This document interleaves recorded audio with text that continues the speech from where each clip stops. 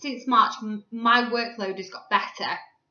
And I feel that this is because I am finding that everything's not taking as much time online.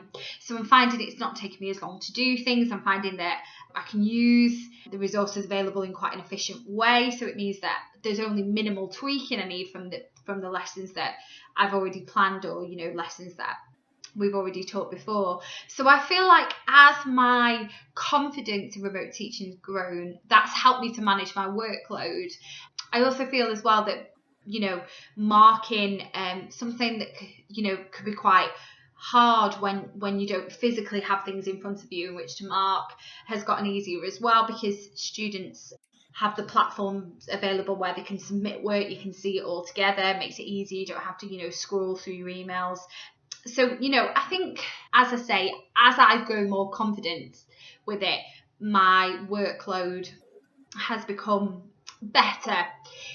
One thing I would say is that I think something that helps your workload is your communication with colleagues, peers, because they're often doing things. And, you know, sometimes when you have those conversations in the staff room and somebody says, you know, a little gem, and you think, oh, actually I could do that today, or I could do that tomorrow.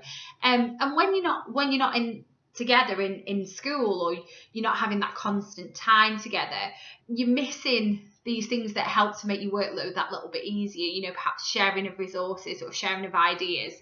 So something I think we've been quite proactive in is making sure that we still have time for those meetings. So, you know, scheduling those meetings in where we come on and say, you know, what's worked really well this week, what hasn't worked well, what have you tried with this class, you know, are there any resources that you found that have made this easier. And I feel like that is really important, to have that time where you're sharing ideas, sharing resources, communicating with other people in your department, because I think that helps your workload. And also, a lot of the time things take longer because you worry about them, don't you? You know, natural, but by nature you worry. So I think you ask, as a teacher, you ask so many questions every day, you know, about how something should be taught, and you know, and about ideas about things.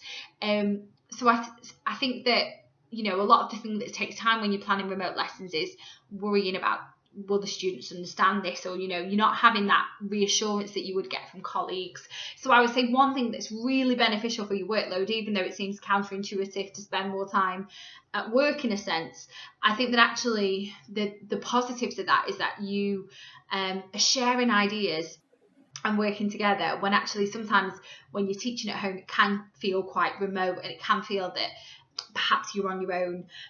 But having that time to sort of share ideas helps you to feel like you're still part of a department or a school or a community, but also helps you to consider your planning and how to manage your workload in the sense.